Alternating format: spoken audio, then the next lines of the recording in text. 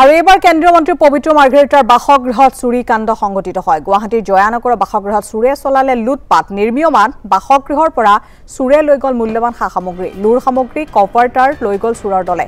সম্প্ৰতি বিদেশ ভ্ৰমণত আছে কেন্দ্ৰীয় মন্ত্ৰীগৰাকী।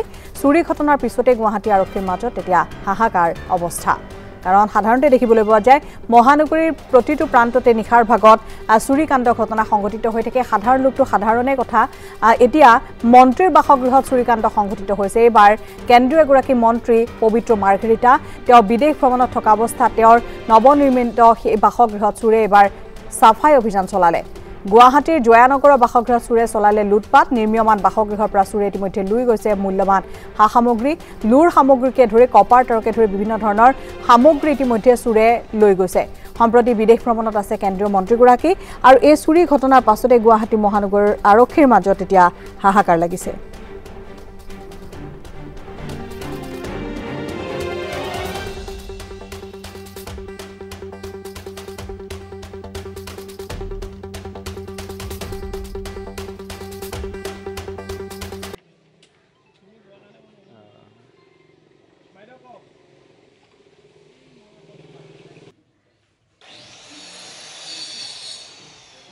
ঠিক আছে দাদা বাই বাই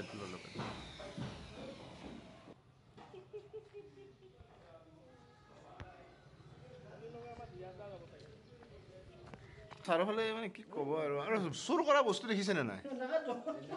বেলেগ নাপালে আৰু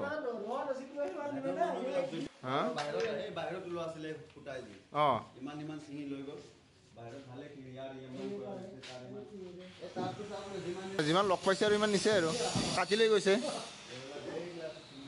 তামাবিলাক ভিতৰত আছে। কিমান মান নিছে মাল? কিমান মান হ'ব?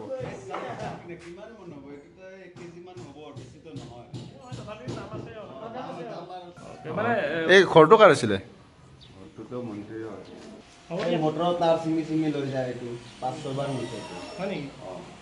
পাঁচ ছয়বাৰ দিছে মানে বাহিৰত বস্তু থ'বই নোৱাৰে আৰু বাহিৰত থ'ব নোৱাৰে, বহুত ৰিস্ক। 5 লাখ টকা মানৰ হ'ব। ৱায়াৰবিলাক বেয়া কামত নাই। এচিৰ ৱায়াৰবিলাক লৈ গৈছে, চব লৈ গৈছে, কামত নাই।